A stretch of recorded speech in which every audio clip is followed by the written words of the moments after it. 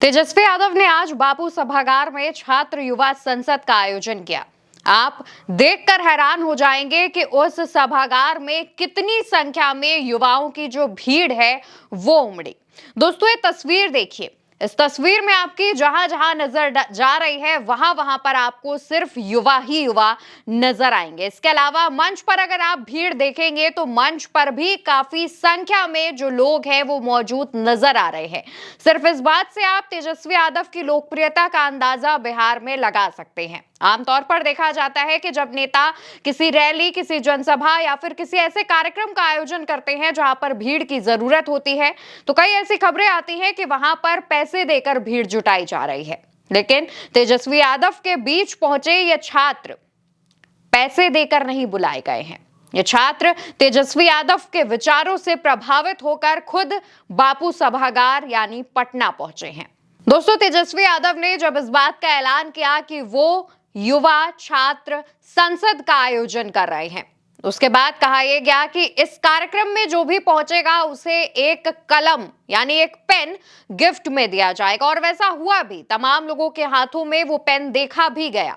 तेजस्वी यादव ने इस कार्यक्रम में पहुंचकर अपने विजन के बारे में लोगों को बताया और युवाओं से वादे भी किए। कर्पूरी का न्याय है, बाबा साहब का संविधान है तथा लालू जी की जीवटता और बलिदान है। हम मिट्टी के नहीं, हौसलों और हिम्मत के बने हैं। हम बिहार हैं, हमारी सोच में लहू नहीं क्रांति दौड़ती है।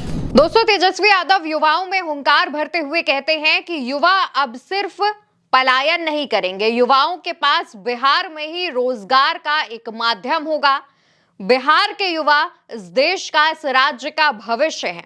युवा क्या कुछ कर सकते हैं उस बारे में भी तेजस्वी यादव ने बताया। और इसके अलावा तेजस्वी यादव ने पिछले 20 सालों से चली आ रही नीतीश सरकार पर हमला भी बोला और हमला बोलते हुए नीतीश के स्वास्थ्य पर भी सवाल उठाए और कहा कि जिस तरीके से ये सरकार चलाई जा रही थी, अब तक अगर सरकार चाहती तो बिहार का विकास हो चुका होता। बिहार के जो युवा जो कि रोजगार के लिए दूसरे राज्यों में जाते हैं, उन्हें जाना ना पड़ता, यानी पलायन उतनी ज्यादा संख्या में ना करना पड़ता।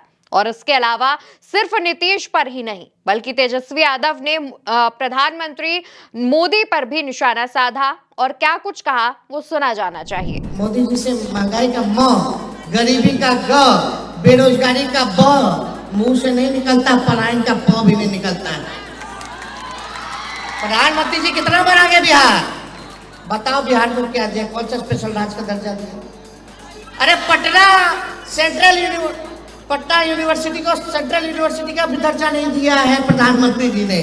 दोस्तों, जिस तरीके से प्रधानमंत्री मोदी बिहार पहुंचते हैं और बिहार की जनता से वादे करते हैं, उस पर पलटवार करते हुए तेजस्वी यादव ने प्रधानमंत्री की बात पर ही इस बात का जिक्र किया कि प्रधानमंत्री कभी महंगाई, बेरोजगारी और पलायन जैसे मुद्दों पर बात नहीं करते।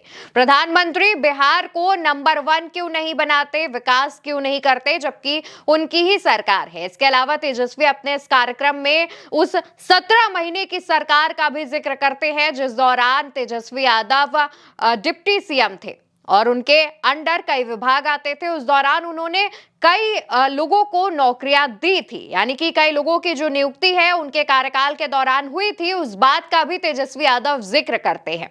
इसके अलावा तेजस्वी यादव कहते हैं कि वो भले ही युवा हैं, नीतीश के जितना उनके पास एक्सपीरियंस नहीं है, लेकिन उनके पास नए विचार हैं, नए आइडियाज है, पूरा रोड मैप उन्होंने रेडी कर लिया है, विजन रेडी कर लिया है। बस अब उन्हें सिर्फ इंतजार है रिजल्ट्स के सामने आने का।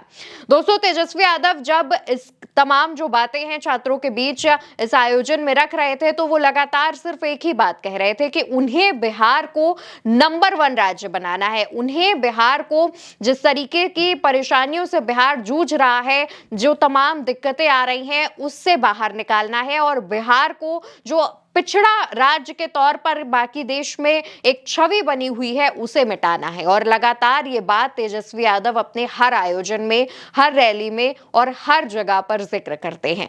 इस बार जब तेजस्वी यादव ने इस बात का जिक्र किया तो युवाओं के बीच जो उनका क्रेज है वो देखने को मिला। दोस्तों, कुछ रिपोर्ट्स में तो यहां तक बताया गया कि तेजस्वी यादव जब बापू सभागार में कार्यक्रम को संबोधित करने के बाद बाहर निकल रहे थे तो उनसे मिलने के लिए छात्रों के बीच होड़ ऐसी मची हुई थी कि कांच के जो दरवाजे लगाए गए थे वो तक टूटकर चकनाचूर हो गए हैं। तेजस्वी यादव से मिलने के लिए जो युवा हैं वो काफी ज्यादा उत्साहित यानी एक्साइटेड नजर आ रहे थे।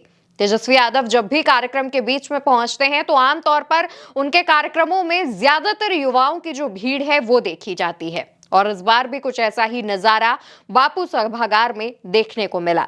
दोस्तों, बिहार विधानसभा चुनाव की अगर हम बात करें तो जिस तरीके से सुबह जानकारी आई उसके अनुसार नवंबर के महीने में बिहार विधानसभा चुनाव हो सकते हैं और साथ ही ये कई फेज में चुनाव करवाए जाएंगे। फिलहाल तेजस्वी यादव के विचारों पर आप क्या कहना चाहते हैं? कमेंट सेक्शन में बताइए। नमस्कार।